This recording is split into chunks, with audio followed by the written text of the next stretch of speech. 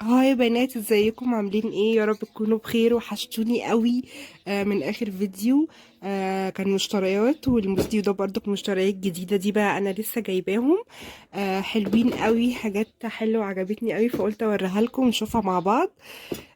يلا بينا نبدأ الفيديو. واعملي لي لايك على الفيديو واشتركي في القناة وفعلي زر الجرس عشان يوصلك كل جديد. ويا ريت لو تكتبي لي كومنت حلو كده. يلا. في اول حاجة هنا معانا صواني تقديم. عجبتني شكلها قوي. دول بايركس قوي في التقديم. شكلهم فخم كده. دول 3 مع بعض، كانوا اول مقاس. ودي المقاس التاني.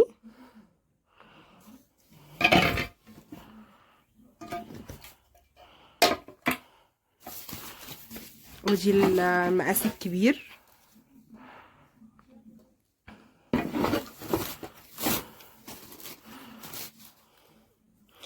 دول كنت جايباهم من رنين. على فكرة حاليا رنين عاملة عروضات وخصومات حلوة قوي عشان الجمعة البيضاء والحاجات دي. فعاملة خصومات وعروض على الأدوات المنزلية وعلى كل حاجة عموما. فدول عجبوني قوي. وكنت عايزة برضو اجيب الاستانلس، بس ما لقيتش شكل حلو هناك في رنين. فقلت لما اروح بقى اي مكان تاني ابقى اجيب اللي هو الاستانلس مع دول كمان. وجبت كمان اللي هما شوية صواني بلاستيك كده.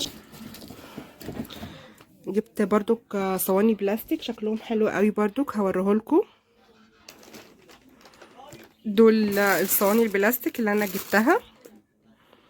دول بقى صواني خفيفة كده. تنفع مثلا كوبايتين شاي. شكلهم حلو قوي ولونهم جميل كده ابيض. انا قلت لكم ان انا بحب الحاجات البيضة قوي. مثلا في الوان بقى تانية، بس عموما تبقى هي بيضة. فجبت دول 3 مع بعض كده. مش فاكرة والله كانوا عاملين كام. جبت برضو الصينية الصغنونة دي، حلوة قوي.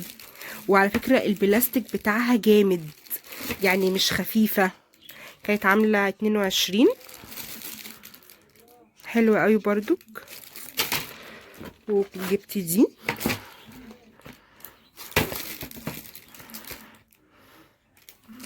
كل الحاجات دي البلاستيك بتاعها حلو قوي وجامد، يعني تقيل مش خفيف، مثلا ان هو يوقع لك الحاجة او يتكسر منك. دي كانت عاملة 30. وجبت الكيوت دي، حلوة قوي برضو. دي تنفع لو في عشاء او عاملة فطار الصبح. ليها كيرف كده من هنا، شكلها حلو قوي. دي الصواني اللي انا جبتها. جبت بقى ايه تاني؟ جبت طقم المعالق التحفة ده، شكله عجبني. عشان هو متلخبط بس شوية. طقم المعالق ده اهو. انا قلت افك اوريهولكم، كان متبهدل خالص. ده بيجي 6 شوك. 6 معالق كبار. سوري.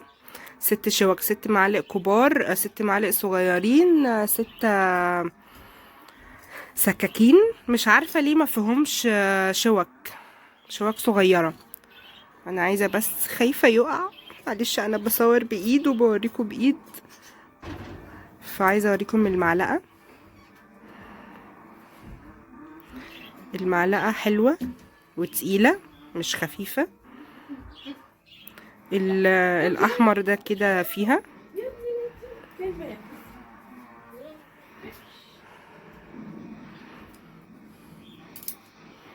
فحلوة، عجبوني قوي. لسه طبعا بقى هجيب اللي هو الستانلس السادة وهجيب بقى الشنطة. جبت برضو طقم السكاكين ده. لونه احمر، كان عامل 175. طقم السكاكين ده صراحة كنت جايباه بقالي فترة، يعني كام شهر كده. فكان سعره قليل، دلوقتي ممكن تلاقيه سعره معدي. جبته احمر برضو، قلت عشان يبقى نفس اللون، فهفتحه واوريهولكم اهو. فكيته، مع ان على فكره فكه صعب قوي وكان رخم، بس قلت افكه واوريهولكم. هما كانوا السكاكين في العلبه دي كده، كانوا كلهم متغلفين، فهو بستاند كده. الستاند اللي هو الاكريليك ده جامد وحلو، وليه مقص، ده المقص بتاعه بتاع الطقم. والسكاكين بقى اهي، يا رب يكون بس واضح لكم. دي السكينه الصغيره، شكله حلو برضو.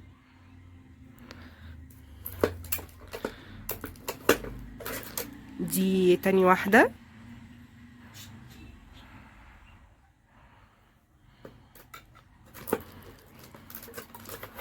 هما بيجوا كده 5 سكاكين، ودي الطويله بتاعتهم.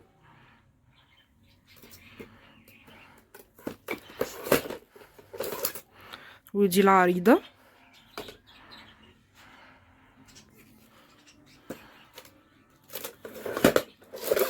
ودي اهي اخر واحده المشرشره. انا بحب السكين المشرشره دي قوي، بتبقى حلوه قوي في الكيكه وفي التورته والحاجات دي، فعمليه يعني. فده كده اهو الطقم.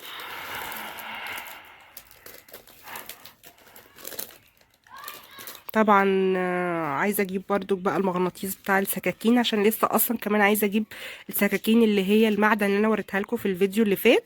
عايزه اجيب منها كذا واحده صغيرين، لان انا بحب استخدام الصغيرين اكتر من الكبار. كبار مثلا يبقوا في تقطيع لحمه او حاجه، مش اكتر، او فراخ.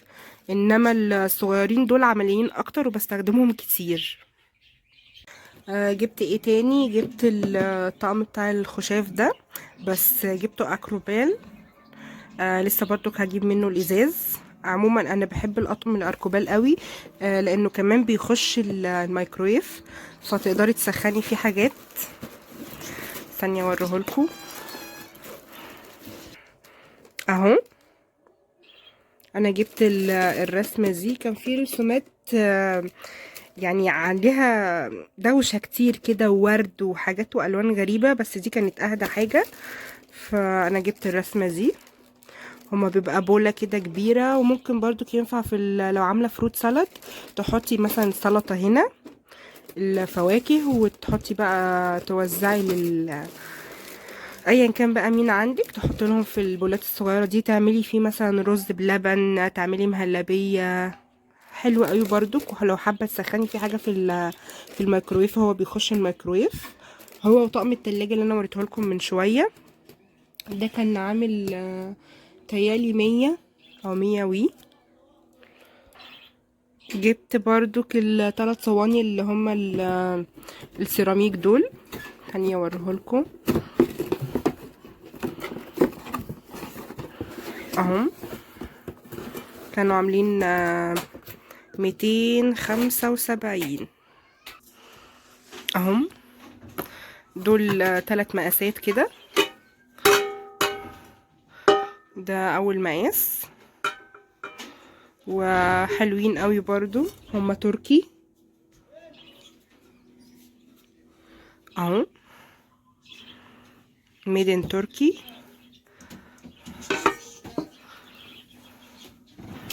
انا جبتهم شكلهم عجبني.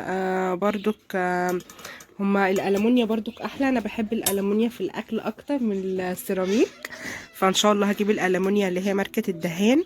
بس عايزه اقول لكم ان ماركة الدهان في الالومنيوم غالية جدا.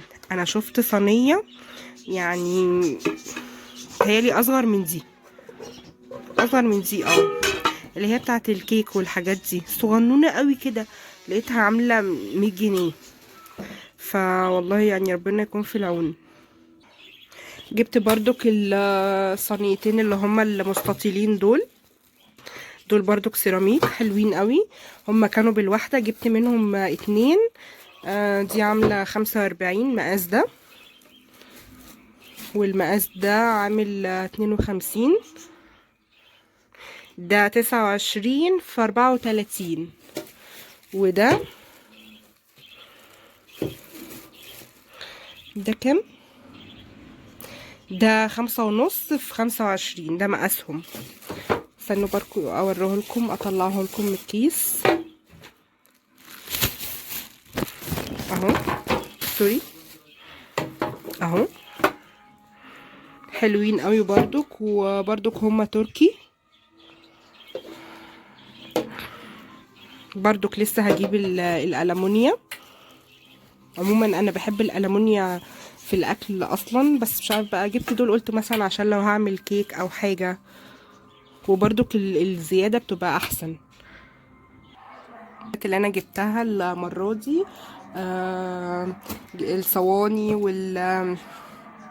الصواني الاكروبال دي، والصواني البلاستيك، والصواني بتاعه الاكل، والمعالق، طقم المعالق وطقم السكاكين وطقم الاركوبال بتاع الخشاف. فدول كل حاجه انا جبتها المره دي.